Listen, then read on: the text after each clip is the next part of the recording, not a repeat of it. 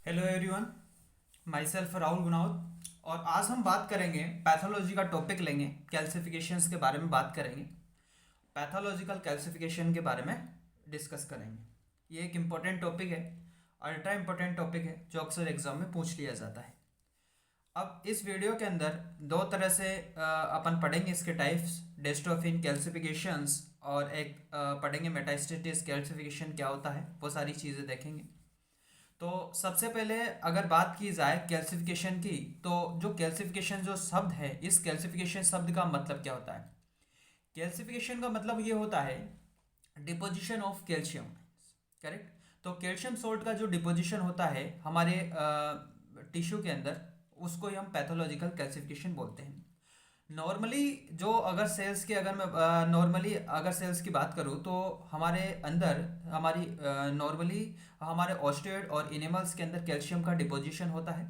But pathological calcification के अंदर क्या होता है कि जो कैल्शियम सोल्ट है उसका डिपोजिशन होता है हमारे टिश्यू के अंदर, अदर देन ऑस्टियोइड और एनिमल्स के अलावा, उसको ही हम पैथोलॉजिकल और एक हेट्रोट्रोपिक कैल्सिफिकेशन बोला जाता है। करेक्ट। उसके बाद में नेक्स्ट टॉपिक की अगर बात की जाए तो नेक्स्ट ये है कि इसके टाइप्स के बारे में बात करें तो दो तरह के टाइप होते हैं इसके, एक डेस्ट्रोफिक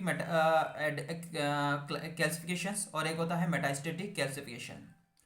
वन बाय वन बात करेंगे। सबसे पहले अगर बात की जाए डेस्ट्रोफिन क्लासिफिकेशंस की, तो जानते हैं कि जो डेस्ट्रोफिन क्लासिफिकेशन है, ये डेस्ट्रोफिन क्लासिफिकेशन होता क्या है। तो डेस्ट्रोफिन क्लासिफिकेशंस के अंदर क्या होता है कि डेस्ट्रोफिन क्लासिफिकेशंस की अगर मैं बात करूं तो डेस्ट्रोफिन क्लासिफिकेशन के अंदर क्या है कि कोई भी किसी भी तरह का जो कैल्शियम सोल्ट होता है वो हमारे डेड टिश्यू हुआ या डिजनरेटिव टिश्यू हुआ, उसके अंदर उसका डिपोजिशन होता है। अब दो तरह से पढ़ेंगे अपन कि जो मेटास्टेटिक कैल्सिफिकेशन क्या होता है और डेस्ट्रोफिन कैल्सिफिकेशन क्या होता है। डेस्ट्रोफिन कैल्सिफिकेशन के अंदर अभी अभी अपन ने देखा कि डेल और डिजनरेटिव टिश्यू है, उसका डिपोजिशन हो रहा है हमारे कैल्शियम सोल्ट के अंदर, और कैल्शियम सोल्ट का डिपोजिशन हो रहा है इनके अंदर।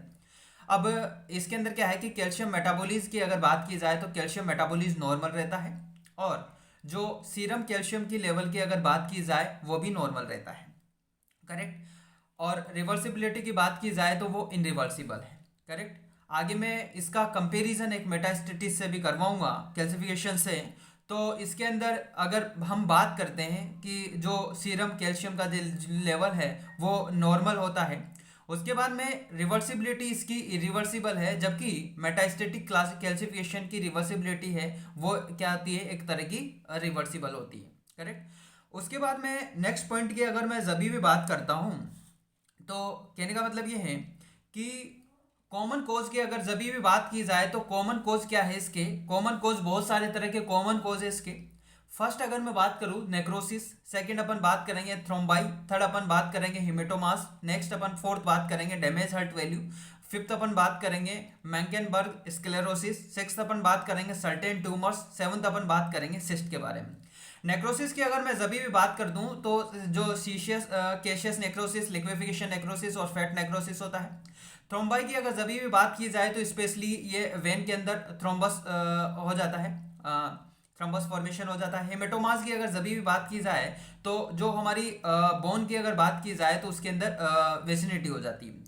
डैमेज जो हर्ट वेल है, हमारे जो हर्ट वेल है वो डैमेज हो जाते हैं। नेक्स्ट अगर फिफ्थ की अगर बात की जाए मैंकेनबर्ग स्क्लेरोसिस की अगर बात करें अपन, तो इस मैंकेनबर्ग स्क्लेरोसिस के अंदर क्या हो जाता है कि कोई भी किसी भी तरह की जो मस्कुलर आर्टरी होती है, उस मस्कुलर आर्टरी की जो टूनिका मीडिया होती है, वो टूनिका मीडिया क्या है, एक वो डिजनरेट्स हो जाती है। और डिजनरेट क्यों हो जाती है? क्योंकि कैल्सिफिकेशन हो जाता है, मतलब उसके अंदर कैल्शियम का डिपोजिशन, हमारी जो मस्कुलर आर्टरी की जो टूनिका मीडिया जो है उसके अंदर कैल्शियम डिपोजिट होगा। अगर कैल्शियम डिपोजिट होगा तो वो जो टूनिका मीडिया है वो डिजनरेट हो जाएगी। करेक्ट। सर्टेन ट्यूमर्स की अगर मैं बात करूं, ध्यान से देखिएगा, सर्टेन ट्यूमर बता देता हूं। सर्टेन ट्यूमर्स की अगर बात की जाए तो जो सर्टेन ट्यूमर्स है ये इसका पेपिलरी ट्यूमर्स और मेनिंजियोमास के अंदर अपन देखते हैं। और नॉर्मली अगर बात की जाए तो हमारे जो लिम्फ नोड्स हैं, उस लिम्फ नोड्स के अंदर क्या हो जाता है कि जो ट्यूमर्स हैं वो ट्यूमर्स के अंदर कैल्शियम का डिपोजिशन हो जाता है। हमारे जो लिम्फ नोड्स हैं, तो लिम्फ नोड्स के अंदर लिम्फ नोड्स के अंदर क्या हो गया, ट्यूमर हो गया।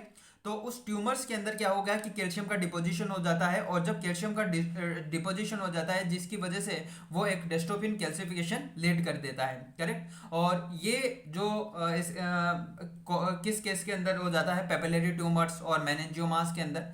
सिस्ट की अगर जभी भी अपन बात करें तो एपिडर्मल जो सिस्ट हैं वो हो जाता है, और सिस्ट की वजह से हम अपन बात करें तो डिस्ट्रोफिन कैल्सिफिकेशन लीड कर देता है, मतलब ये सीरम कैल्शियम का लेवल बढ़ा देगा, और कैल्शियम मेटाबॉलिज्म है वो यहाँ पे नॉर्मल हो, सीरम कैल्शियम सॉरी नॉर्मल होगा इन केस के अंदर, और जो कैल्शियम जो मेटाबॉलिज्म है वो भी नॉर्मल होगा, करेक्ट। उसके बाद में नेक्स्ट अपन बात करते हैं कैल्शिनोसिस क्यूटियस। इसके अंदर क्या होता है मैं बता देता हूँ आपको कि जो हमारे जो कैल्शियम सोल्ट की अगर जभी भी अपन बात करें तो उस कैल्शियम सोल्ट का एक इनरेगुलर नोड्यूल से वो हमारी स्किन और सबक्यूटेनियस टिश्यू होता है उसके अंदर डिपोजिशन हो जाता है, करेक्ट। और अब पैथोजेनेसिस की अगर जभी भी अपन बात करें तो जानते हैं कि जो पैथोजेनेसिस है ये होता क्या है। तो होता क्या है कि हमारे जो डिजेनरेटिव टिश्यू है और नेक्रोटिक है, उसके साथ नेक्रोटिक और डिजेनरेटिव टिश्यू के साथ जो फॉस्फेट है वो फॉस्फेट बाइंड हो जाता है। तो जब फॉस्फेट बाइंड हो जाएगा जिसकी वजह से वो एक फॉस्फेट जब बाइंड हो गया उसके साथ तो एक तरह का फिर वो बाद में एक कैल्शियम के साथ बाइंड होगा। तो कैल्शियम जब फॉस्फेट के साथ बाइंड हो गया तो कैल्शियम फॉस्फेट बनाएगा और वो उसका प्रेसिपिटेट होगा, करेक्ट। कॉमन साइट की अगर जभी भी बात करें तो कॉमन पहली जो साइट से वो है ट्यूबरकुलस लिम्फोडेमियास, करेक्ट। अब ट्यूबरकुलस की अगर जभी भी अपन बात करें तो इसके अंदर क्या हो जाता है, तो वो अभी अभी अपन ने देखा कि जो हमारे लिम्फ नोड्स हैं, तो लिम्फ नोड्स के अंदर क्या हो गया कि ट्यूमर हो गया मान लो। अब उस ट्यूमर के अंदर क्या है, कैल्शियम डिपोजिशन हो गया। अब जब कैल्शियम डिपॉजिट हो गया हमारे उसके अंदर ट्यूमर के अंदर, तो जिसकी वजह से वो एक डिस्ट्रोफिन कैल्सिफिकेशन करवाएगा। सेकंड जो कॉमन साइट से इसकी वो है एडवांस एथेरोमास।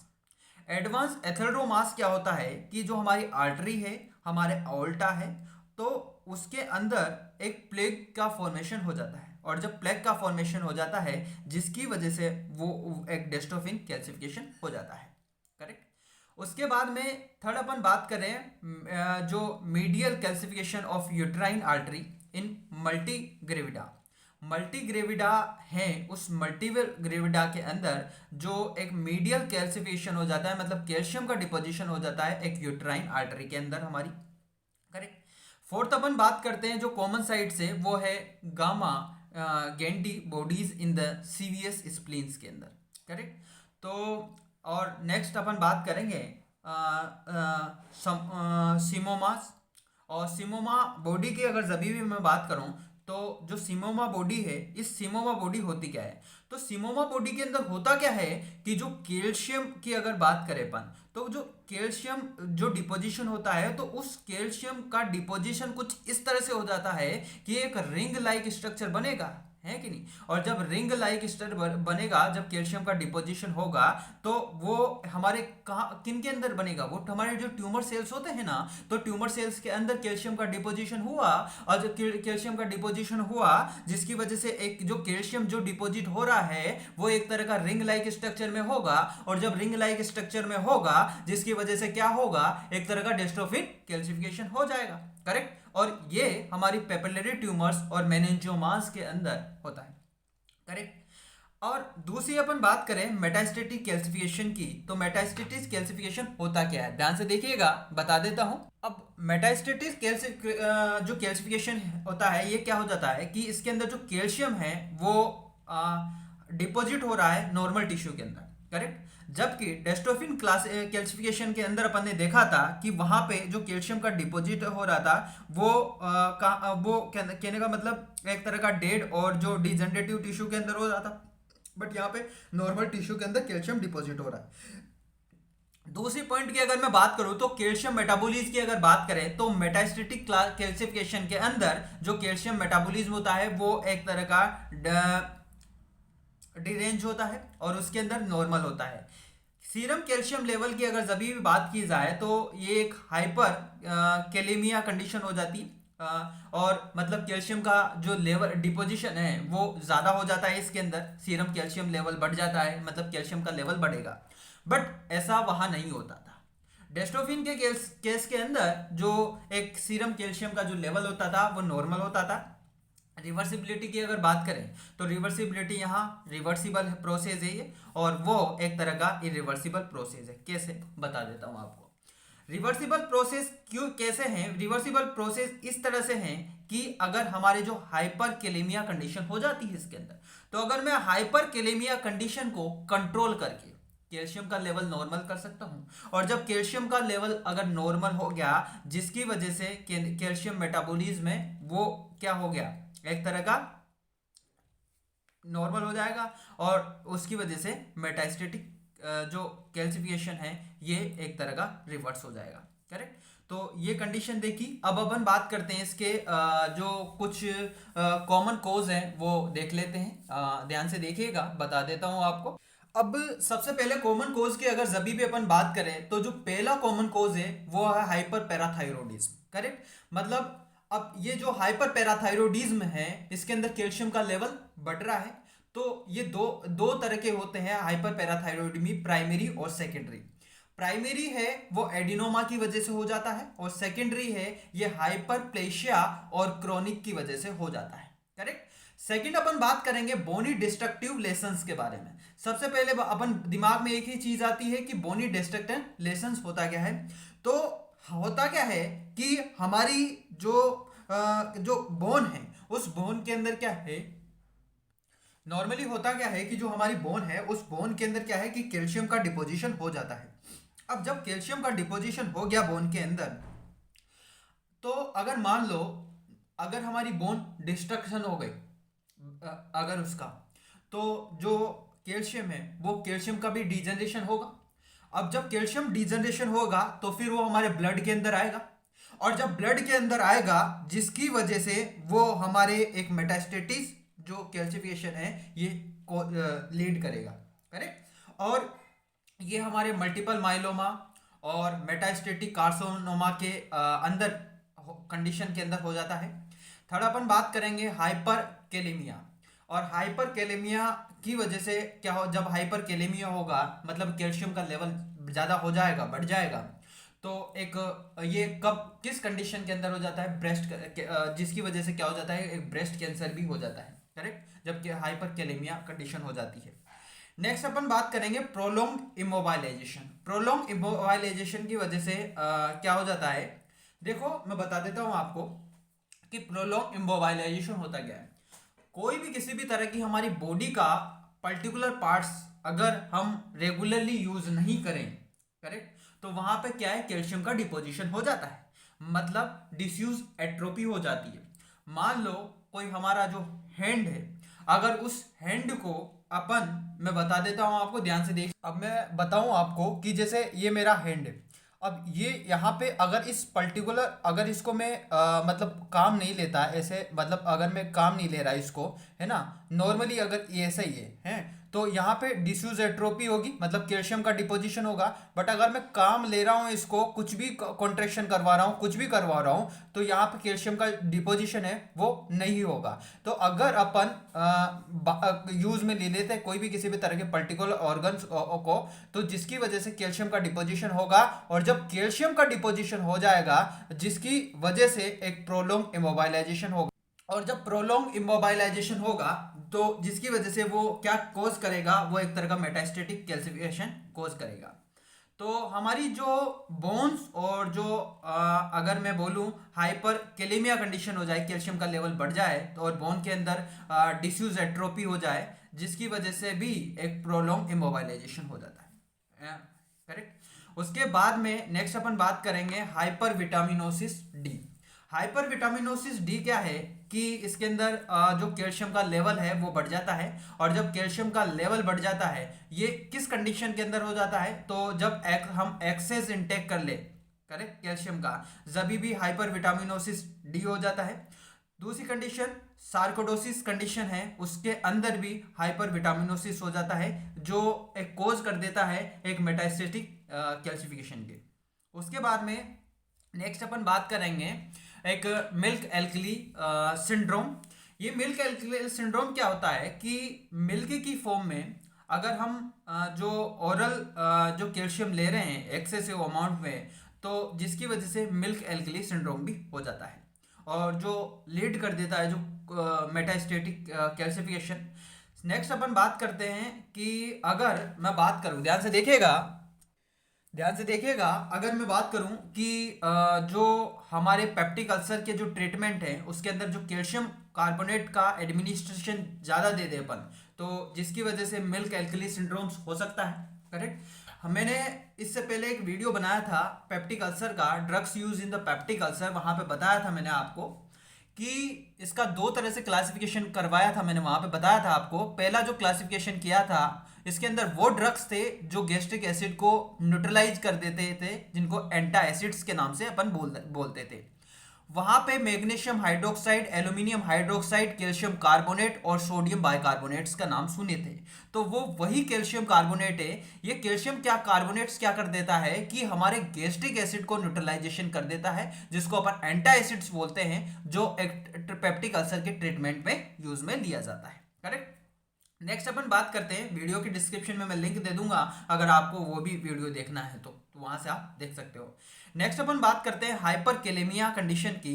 तो जो हाइपर कैलेमिया कंडीशन कब डेवलप हो जाती है, ये जब हाइपर कैलेमिया कंडीशन हो जाती है तो कैल्शियम का जो लेवल ज़्यादा हो जाता है, जिसकी वजह से एक विलियमसन्स जो सिंड्रोम्स है वो भी हो जाता है। विलियमसन जो सिंड्रोम्स है इसको अपन डिटेल में पढ़ेंगे, बाद में पढ़ेंगे। अभी यहाँ पे इतना हम इसके बारे में डिस्कस नहीं कर सकते, क्योंकि अगर डिस्कस करेंगे तो वीडियो थोड़ी बड़ी बन जाएगी। करेक्ट। नेक्स्ट अपन बात कर लेते हैं जो इसके जो कॉमन साइट्स है वो भी बात कर लेते हैं। जिस तरह से अपन बात की थी एक डिस्ट्रोफिक कैल्सिफिकेशन की जो कॉमन साइट्स के बारे में बात की थी और उसके पैथोजेनेसिस के बारे में, सेम इसी के भी कॉमन साइट्स और पैथोजेनेसिस के बारे में बात करते हैं। ध्यान से देखिएगा। तो वहाँ पे अपन ने देखा था डेस्टोफिन जो कैल्सिफिकेशन के अंदर उसकी जो कॉमन साइट्स थी वो एक ट्यूबरकुलस लिम्फेडेनाइटिस थी, जो एडवांस एथेरोमास था, median calcification of uterine artery in multi gravida का अंदर था, और गामा गेंडी बॉडीज थी सीवीसी स्प्लिन के अंदर, और एक सिमोमा बॉडी थी, पेपिलरी ट्यूमर्स और मेनिंजियोमास, वो सारी चीज़ें अपन ने देखी थी वहाँ पे। अब यहाँ पे भी सेम उसी प्रकार है और उसी तरह है कॉमन साइट्स इसकी kidney, lungs, stomach, blood vessels और कॉर्निया। किडनी के अंदर कहाँ होता है ये? किडनी के अंदर हमारी जो ट्यूबुल्स होता है, तो ट्यूबुल्स की जो बेसमेंट मेम्ब्रेन होती है तो वो वहाँ पे इसकी एक कॉमन साइट्स है। लंग्स की अगर मैं जब भी बात करूँ तो लंग्स के अंदर जो एल्वेलर लाइनिंग है वहाँ इसकी कॉमन साइट्स है। स्टोमक की अगर जब भी बात करूँ तो स्टोमक के का जो फंडस पार्ट है, वो फंडिक जो म्यूकोसा है, वहाँ पे इसकी कॉमन साइट्स है। ब्लड वेजल्स की अगर जब भी बात करें तो इंटरनल इलास्टिक जो लेमिना है वहाँ पे कॉमन साइट्स है इसकी, और कॉर्निया के अंदर इसकी कॉमन साइट्स है। वहां पे अपन ने उसकी जो पैथोजेनेसिस थी डेस्टोफिन की, वो अपन ने देखी थी कि जो नेक्रोटिक और डिजेनरेटिव टिश्यू था उसके साथ जो फॉस्फेट है वो बाइंडिंग हो जाता है, और फिर वो फॉस्फेट फर्दर कैल्शियम के साथ बाइंड होगा और एक कैल्शियम फॉस्फेट बनाएगा और फिर प्रेसिपिटाइट हो जाएगा। करेक्ट। अब यहाँ पे होता क्या है कि जो कैल्शियम, यहाँ पे भी सेम उसी प्रकार जो कैल्शियम फॉस्फेट का जो प्रेसिपिटेट होता है वो बढ़ जाता है। अब वो क्यों हो जाता है? क्योंकि हाइपरकेलेमिया और कुछ सर्टेन साइट से, जिसकी वजह से जो कैल्शियम फॉस्फेट का जो प्रेसिपिटेट है वो क्या है, बढ़ जाता है। तो ये जो चीज़ें थी अपन ने देखी पैथोजेनेसिस कैल्सिफिकेशन के अंदर कि क्या होता है। मेन है डेस्टोफिन मेटास्टेटिक कैल्सिफिकेशन। अब मैं इसका फास्ट रिवीजन करवा देता हूँ, ध्यान से देखिएगा फटाक से। तो पैथोजेनेसिस के कैल्सिफिकेशन की बात की जाए तो कैल्शियम जो नॉर्मल टिश्यू हमारी बॉडी है उसके अंदर तो जो कैल्शियम है वो हमारे ऑस्टियोइड और एनिमल्स के अंदर डिपॉजिट होता है, बट पैथोजेनिक कैल्सिफिकेशन के अंदर जो कैल्शियम का डिपोजिशन होता है वो हमारे टिश्यू के अंदर होता है, उसको हम पैथोजेनिक और हेट्रोट्रोपिक कैल्सिफिकेशन बोला जाता है।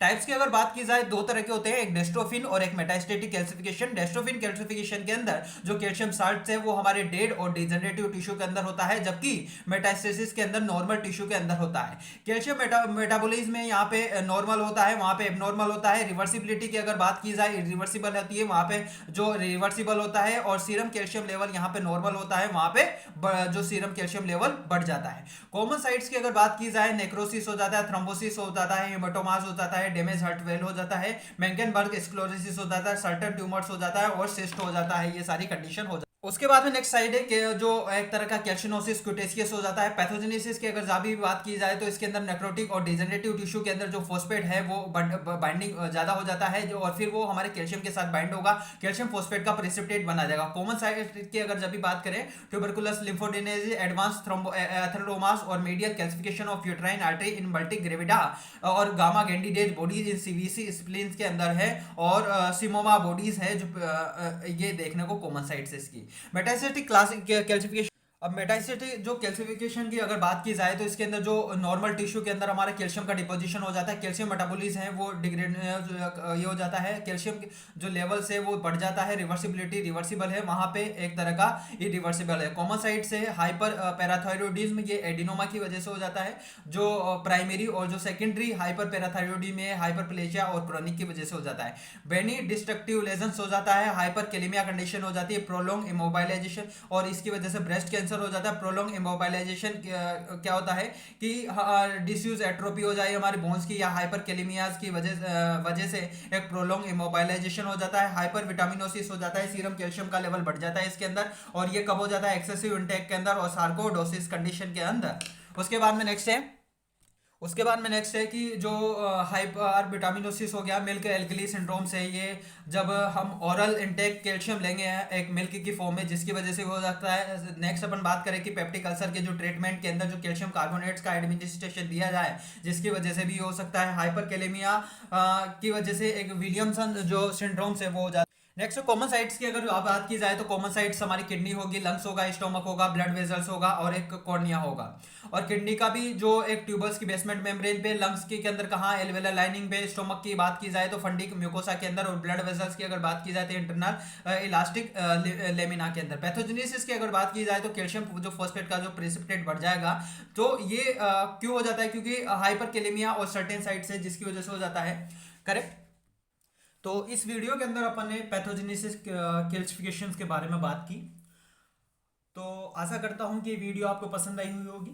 अगर ऐसा हुआ है तो please like share and subscribe my medicos studio YouTube channel, और इसके जो नोट्स है वो टेलीग्राम और फेसबुक दोनों पे अपलोड कर दूंगा। दोनों का जो लिंक है वीडियो के डिस्क्रिप्शन में मिल जाएगा आपको, वहाँ से आप देख सकते हो। पेप्टिक अल्सर का जो ड्रग्स यहाँ पे यूज़ हुआ था कैल्शियम कार्बोनेट्स, वो भी वीडियो के डिस्क्रिप्शन में मैं लिंक दे दूंगा, वहाँ से आप देख सकते हो। आशा करता हूँ कि जो भी मेरे चैनल पे नए हैं, जिन्होंने चैनल सब्सक्राइब नहीं किया है, तो वो चैनल को सब्सक्राइब कर दें, लाइक करें, कमेंट करें और ज़्यादा से ज़्यादा वीडियो को शेयर करें अपने बैचमेट्स और अपने फ्रेंड्स को। और जो भी नेक्स्ट टॉपिक आप वीडियो बनवाने चाहते हो, जिस पे भी आपको दिक्कत हो रही है किसी भी टॉपिक में, पैथोलॉजी, माइक्रोबायोलॉजी, एनाटोमी, बायोकेमिस्ट्री और फिजियोलॉजी, कोई भी हो, फार्माकोलॉजी, पीएसएम, किसी का भी कोई भी वीडियो हो, अगर आपको बनवाना है तो आप मेरे को कमेंट बॉक्स में करके बताइए, मैं वीडियो बना दूंगा। Thank you.